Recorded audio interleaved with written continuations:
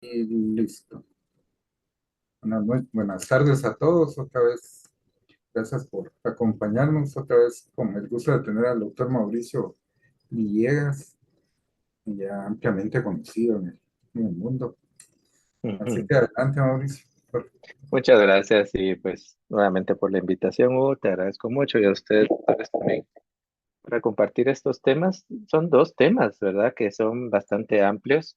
Voy a tratar de darles conceptos básicos, concretos y creo que me voy a basar bastante en dos diapositivas, básicamente para tratar de dar a entender un poquito cuándo uno debe considerar las leucemias crónicas y cuándo considerar, pues, las diferencias con los procesos agudos, ¿verdad? Entonces, pues, bueno, ¿cómo diferenciar? Así le puse, cómo diferenciar la leucemia crónica de una linfocítica crónica, ¿verdad?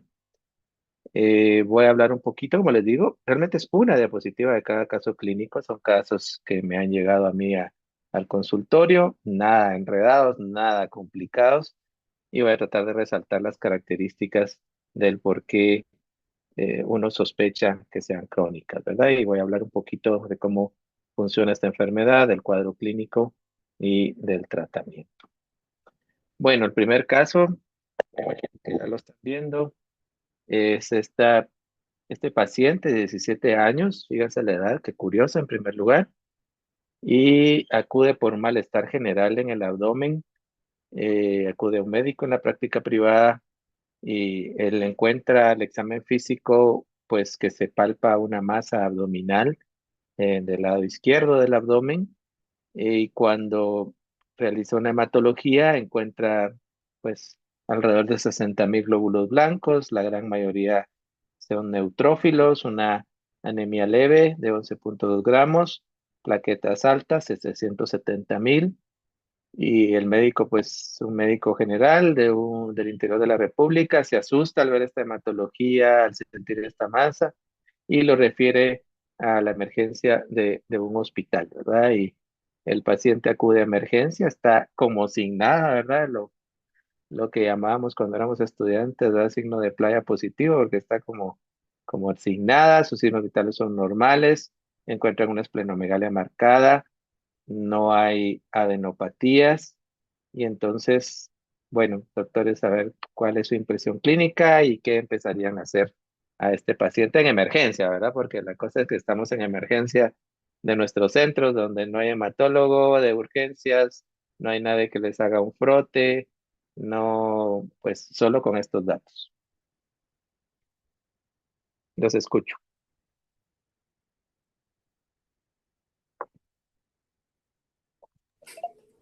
Pues con esos valores, doctor, la verdad es que, o sea, si bien es cierto, no es una hematología eh, normal, definitivamente, ¿verdad?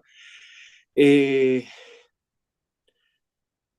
no están arriba de 100.000 blancos, entonces no creo que sea necesario darle profilaxis para tromboprofilaxis al paciente. Realmente el paciente lo que amerita es ingresarlo y iniciar un abordaje diagnóstico en la emergencia per se. De momento considero que no hay que no, el paciente no amerita en ese momento un tratamiento de urgencia, sino que lo que necesita es ingresarse para iniciar el abordaje diagnóstico. ¿Ok? ¿Ok? ¿Y cuál sería la sospecha solo con la hematología del examen físico? ¿Qué tipo de las dos leucemias que vamos a ver hoy? Yo creo que sería más una linfocítica aguda, o sea, una LLA. ¿Ok? ¿Alguien más?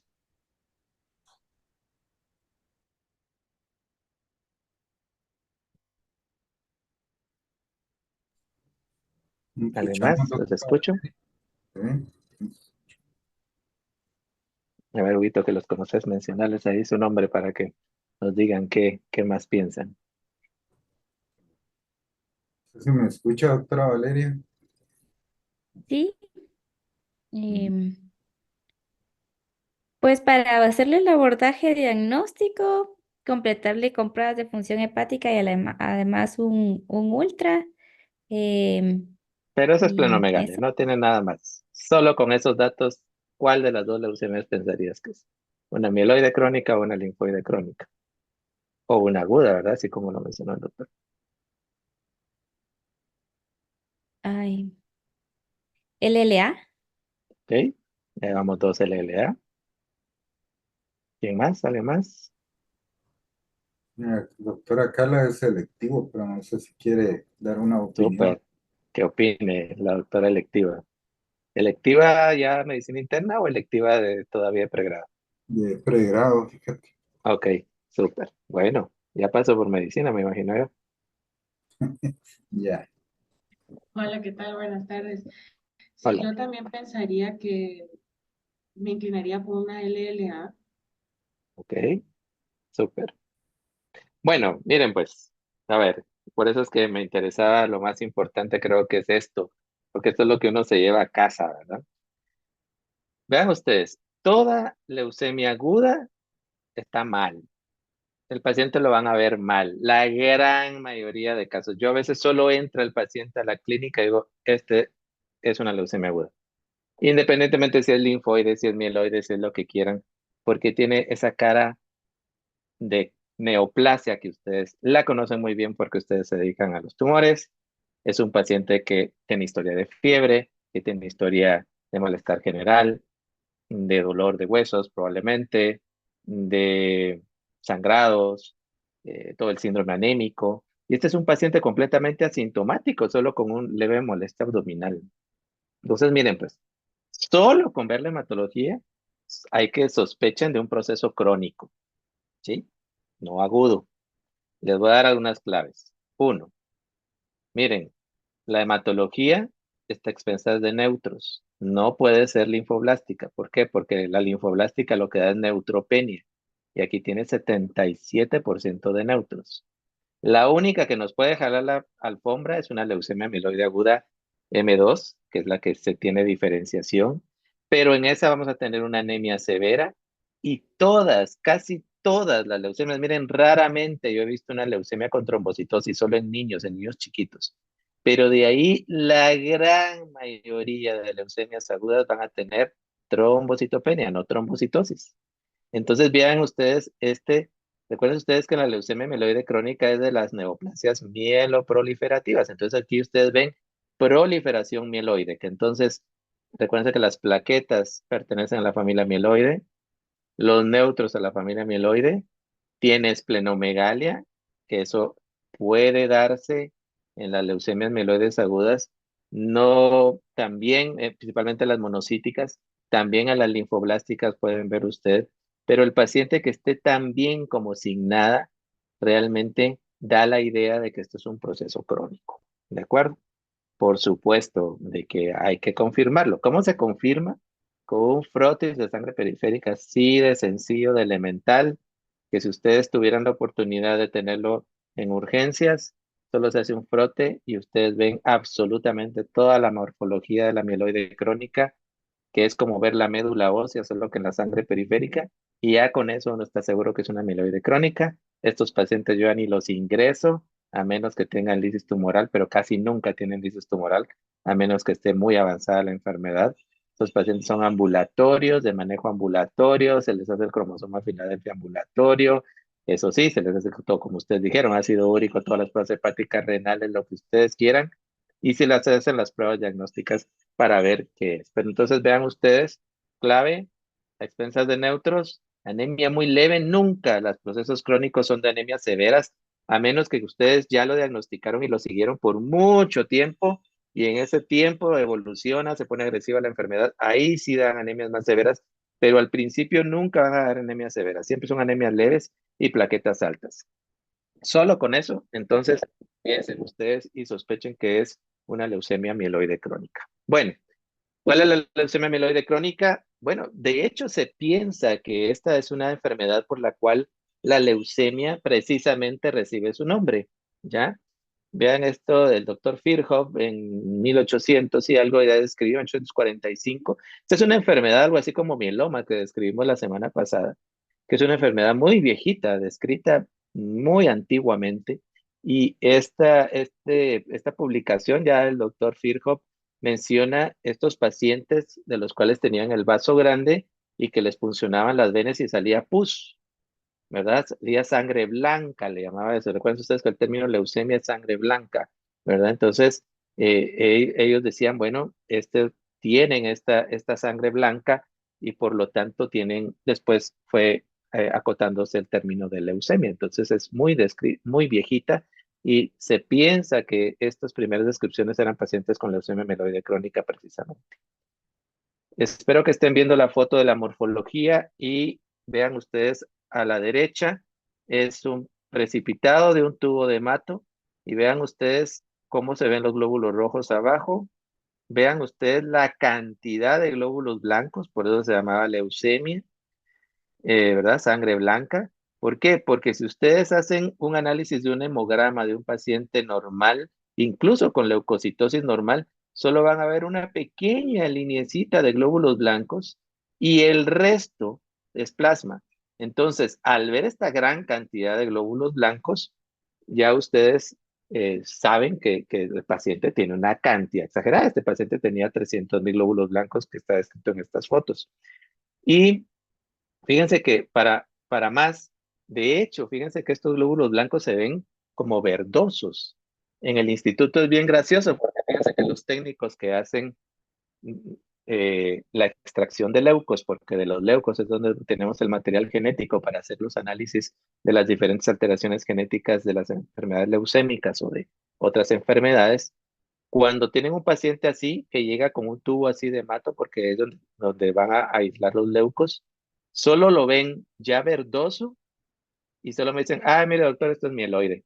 O sea, así de fácil, solo la pura observación y obviamente después ya vemos todo el historial y todo eso y cabal es una mieloide crónica, una mieloide aguda, lo que sea, pero ya uno sabe que es mieloide. Entonces es increíble. Cuando ven amarillo encendido es linfoide, cuando ven amarillo verdoso es mieloide.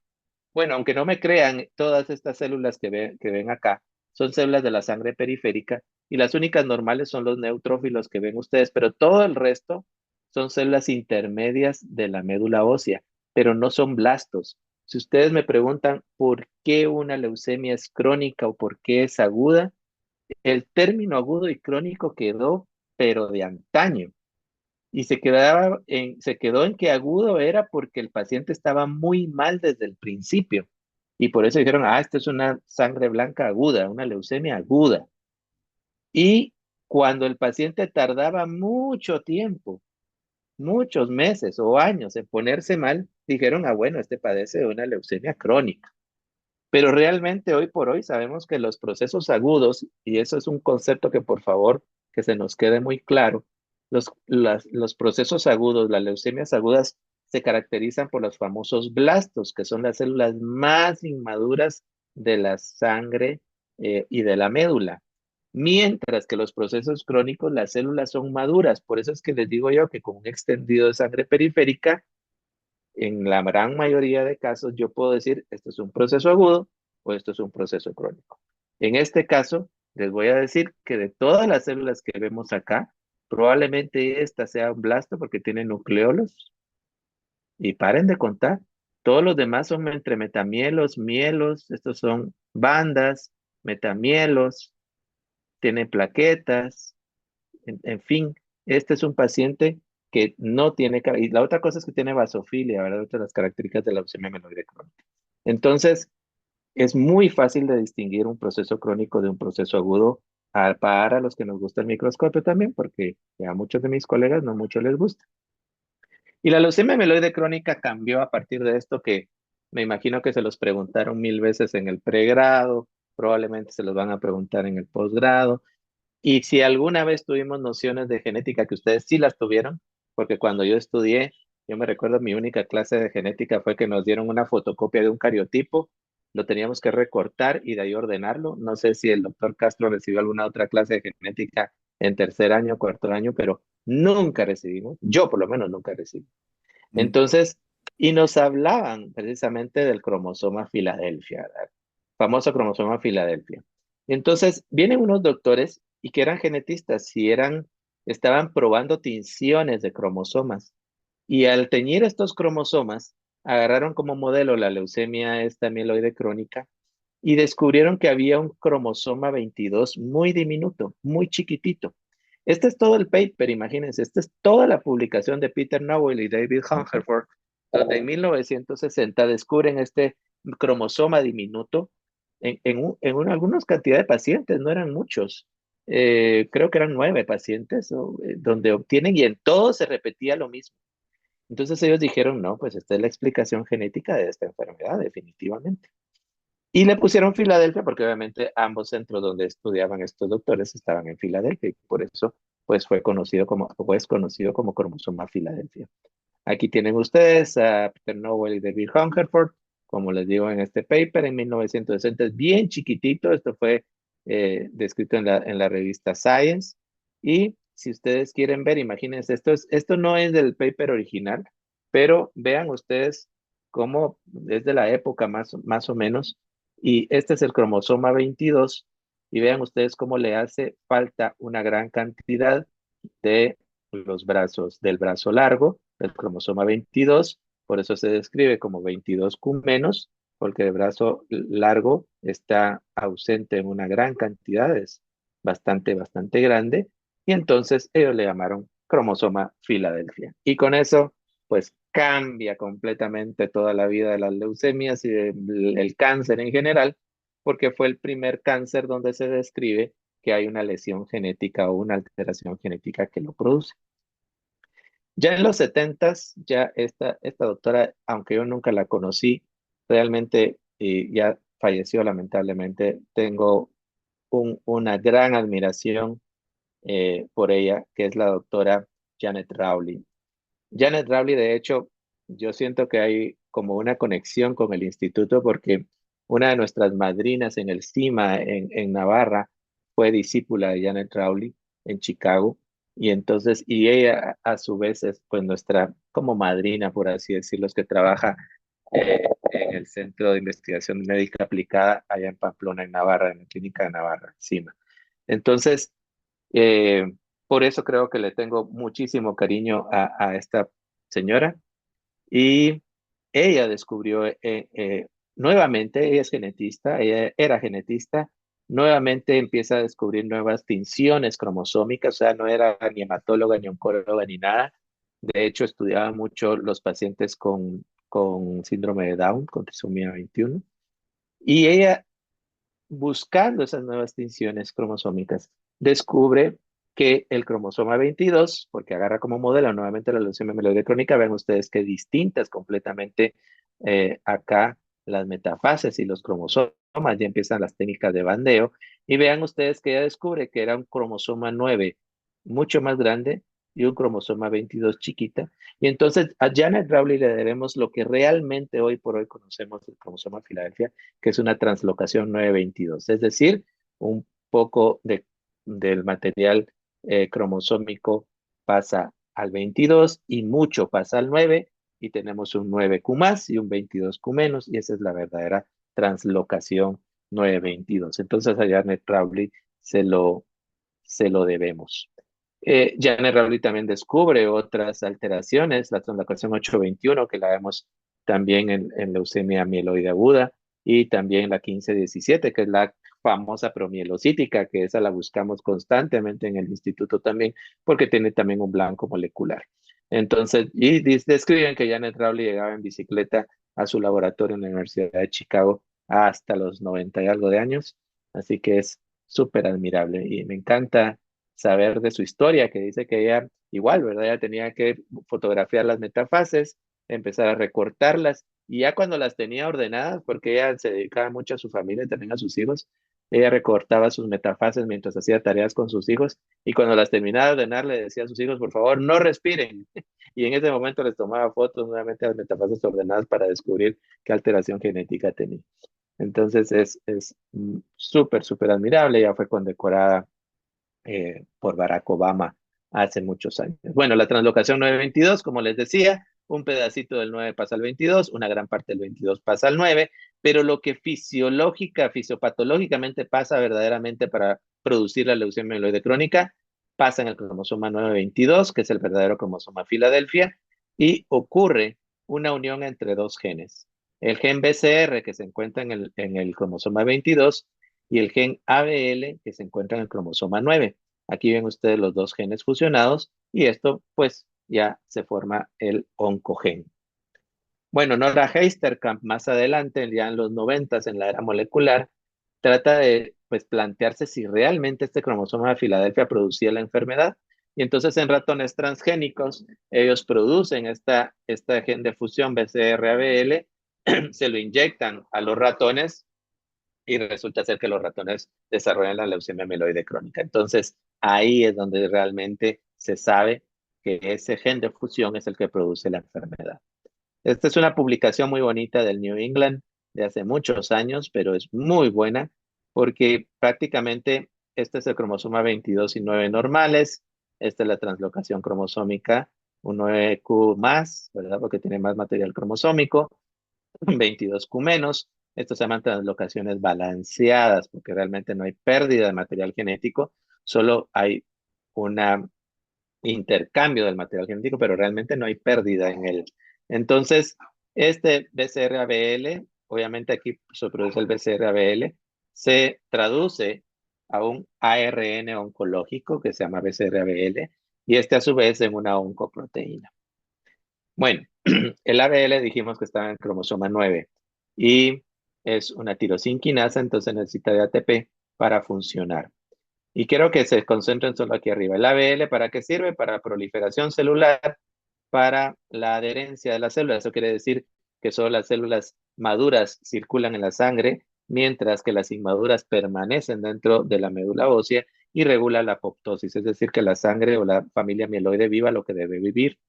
Y vean ustedes, aquí tiene un dominio del control de la actividad, principalmente donde se une el ATP, pero cuando ocurre la translocación, el BCR-ABL se va a perder este dominio del control de la actividad, se une el BCR y ya no hay quien controle la actividad. Entonces, cuando se une el ATP, produce una señal tirosinquinasa ilimitada, constitutiva, que no frena para nada. Es como que ustedes tuvieran una fotocopia y a pesar que la desconectan, sigue fotocopiando y fotocopiando y fotocopiando y fotocopiando y fotocopiando y da lo mismo. Entonces aquí tenemos una clona con el cromosoma Filadelfia y eso, imagínense ustedes, si el ABL controla la proliferación y ya no hay quien le controle la proliferación, un exceso de glóbulos blancos, ya la médula sale a la circulación, prácticamente vemos una médula circulante, por así decirlo, y las células viven más. Siempre pregunto, pero no me da tanto tiempo, ¿cuánto vive un neutrófilo? Y vive 8 horas, imagínense ustedes. 8 horas vive un neutrófilo, o sea que todos nosotros estamos intercambiando 3 veces al día nuestra cantidad de neutrófilos. Eso quiere decir que solo con que le agreguen ustedes 3, 4 días a cada neutro y a cada familia mieloide, van a tener una cantidad exorbitante. Yo lo más que he visto son 500,000 glóbulos blancos en un paciente con leucemia mieloide crónica, ha sido exagerado. Y un niño que estaba alrededor de eso también. Entonces sí pueden llegar a controles exagerados. Bueno, entonces el cuadro clínico ya lo vimos, son pacientes en general asintomáticos, esplenometalias masivas, incluso con infartos esplénicos, como lo ven ustedes acá. Y como les decía, vean ustedes que tiene mucha cantidad de plaquetas, tiene serie de granulocítica en todos sus estadios de maduración, basófilos, aquí tienen basófilos, ¿verdad? Y muy pocos blastos, yo les diría que tal vez probablemente pero está entre blasto y promielo. Y como les decía, todo el resto son células intermedias, entonces solo ve uno esto, muchas plaquetas, y es una leucemia mieloide crónica, es más, les podría decir, en fase crónica. Bueno, ¿qué le hacemos al paciente para hacer el diagnóstico de mieloide crónica? Ya saben ustedes que le hacen de todo, el ácido úrico y todos esos rollos. Pero bueno, hacemos la hematología y el extendido de sangre periférica. En Guatemala no tenemos cariotipo, pero podríamos hacerle un cariotipo para ver la translocación 922. No está estandarizado ni recomendado, pero se puede hacer FISH también. Y en el FISH ustedes también ven gen de fusión, la fusión entre el 9 y el 22. Y lo que hacemos en el instituto, pues, es ya una PCR, una reacción en cadena de polimerasa, y ahí hacemos, pues, medimos el gen de fusión, el BCR-ABL, y ahí es donde podemos decir si existe o no existe el cromosoma Filadelfia.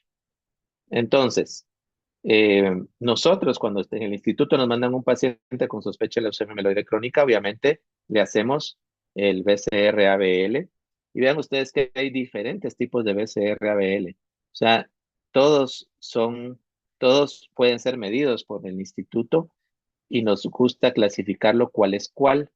Y tiene su valor porque hay algunas alteraciones más chiquitas, digamos, cuando el ARN mensajero y la proteína decimos que es pequeña, se llama P190, eso lo vemos más en linfoblásticas. Recuerden ustedes que el cromosoma Filadelfia también se puede ver en linfoblástica aguda y esos pacientes con linfoblástica aguda son de mal pronóstico, mientras que la amiloide crónica con Filadelfia es de buen pronóstico. Vean ustedes como una misma alteración cromosómica de dos características distintas tienen comportamientos biológicos completamente distintos en una enfermedad que en otra.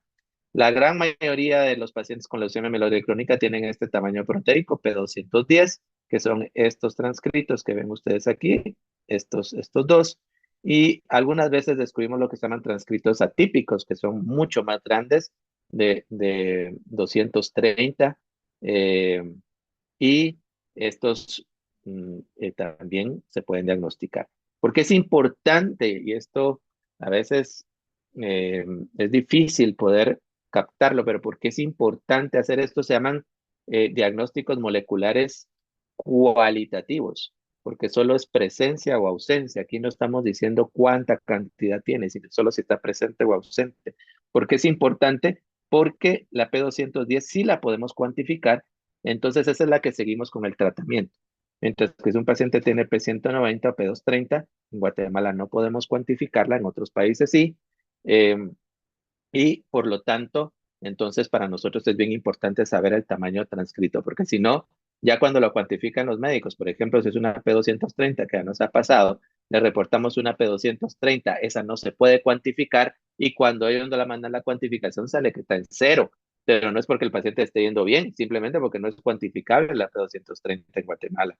Entonces tenemos que estar bien seguros que es una P210 para poder cuantificarla.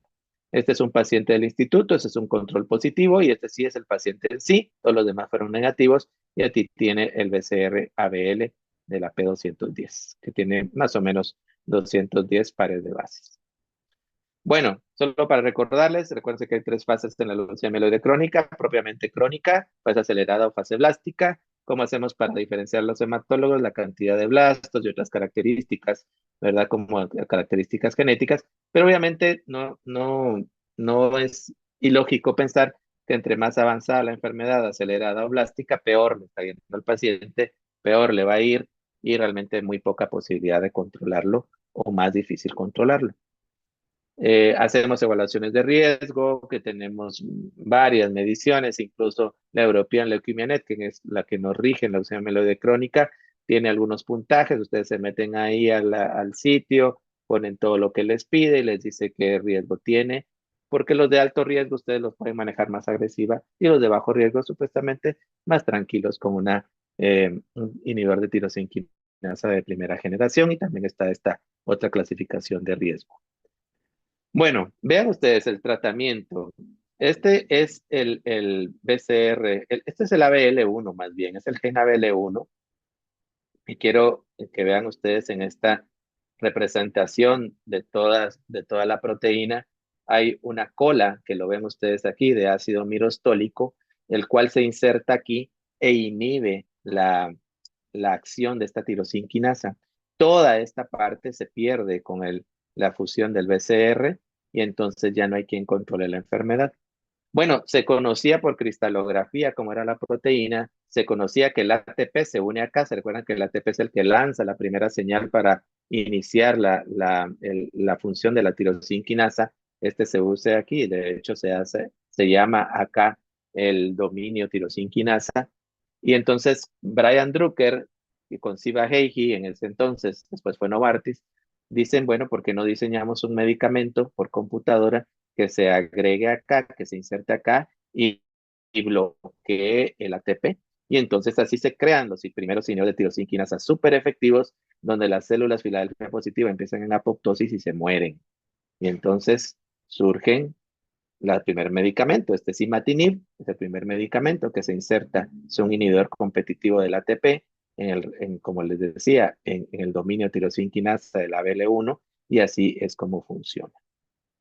Hay otros medicamentos, sí, están los de segunda generación, nilotinib, que es un poco distinto, es un poco más chiquito, dasatinib, que es mucho más chiquito todavía y más potente. Entonces, digamos, imatinib, en comparación de Nilo es 30 veces más potente y Dasa es 200 veces más potente para inhibir la tirosina quinasa. Pero vean ustedes que necesita estos residuos en la posición 315 de treonina. Esto es bien importante por algo que les voy a explicar después.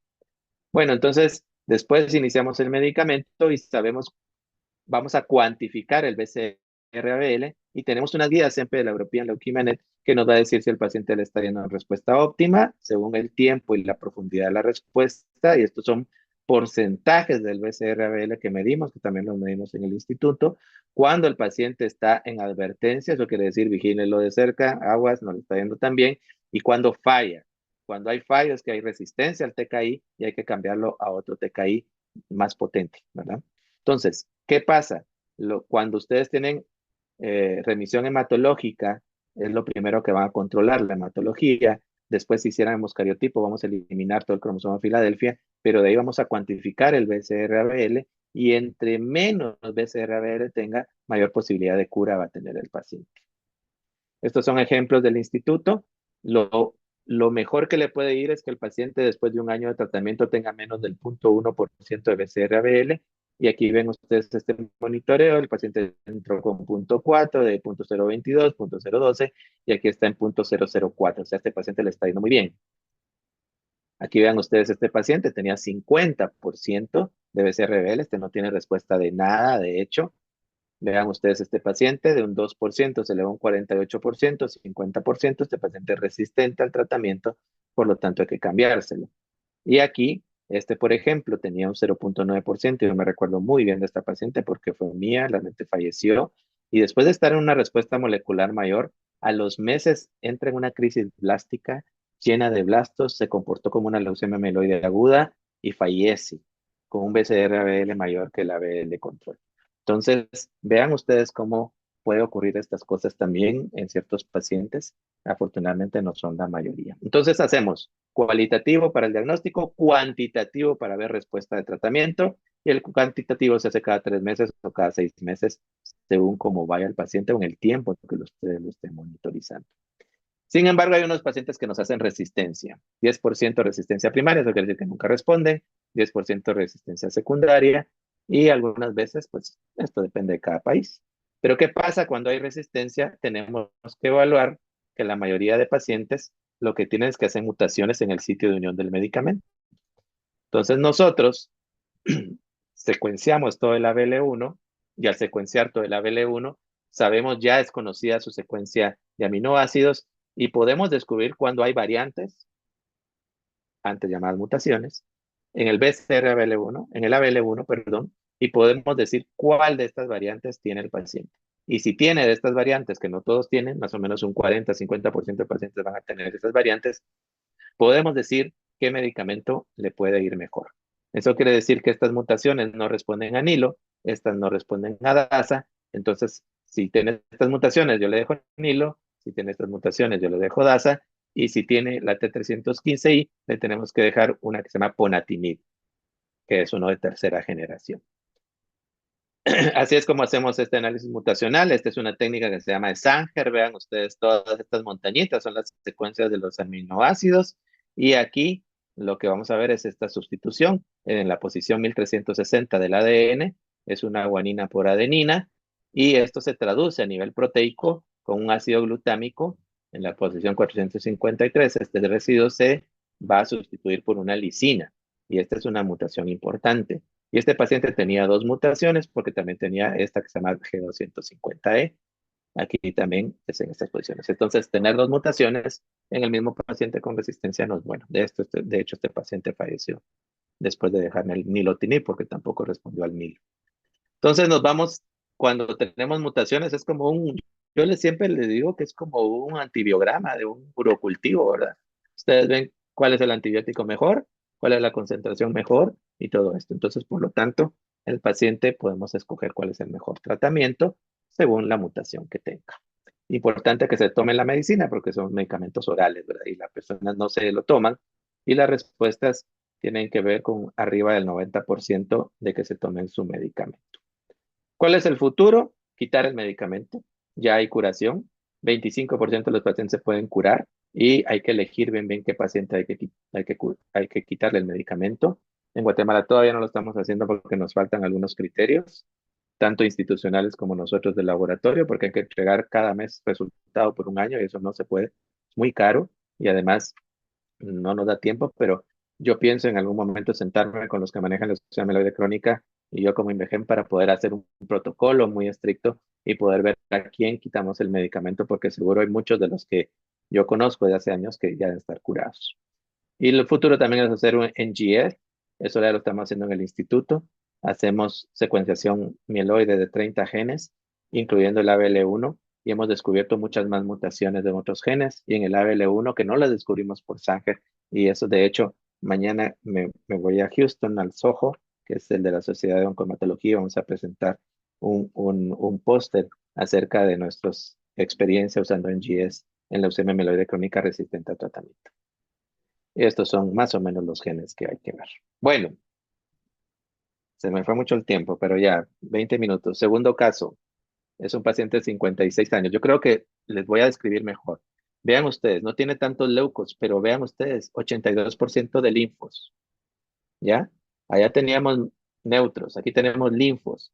No hay anemia, no hay trombocitopenia. El paciente está como sin nada. Esto fue un hallazgo incidental. Pequeños ganglios, no hay esplenomegalia. Por eso parece crónica, ¿sí? Si fuera aguda, les insisto, tendría 80% de linfos y no tendría neutros, tendría 5 gramos de hemoglobina, 6 gramos de hemoglobina, 20,000 plaquetas, eso es lo clásico de aguda. Entonces, solo con verle mata, ustedes pueden decir, esto parece crónico.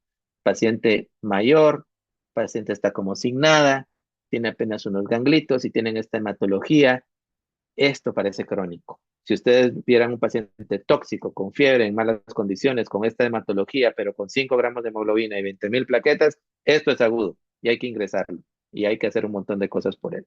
¿De acuerdo? Entonces, estas son las diferentes percepciones solo con la pura hemato para poder decir si un paciente es crónico o agudo. Esta es otra vez, esta es una linfoide crónica, mieloide crónica, neutros.